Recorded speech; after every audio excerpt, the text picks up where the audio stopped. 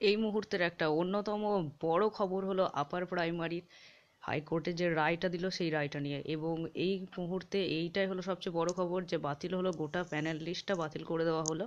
ইন্টারভিউয়ের ভিত্তিতে গোটা প্যানেল লিস্টটা যেটা বানানো হয়েছিল সেটা কিছুটা দুর্নীতি পরায়ণ, এবং এই সমস্ত মতবাদের বিরোধে হাইকোর্টের মাননীয় বিচারপতি মৌসুমী ভট্টাচার্য গোটা প্যানেল লিস্টটাকে বাদ দেওয়ার সিদ্ধান্ত নিলেন।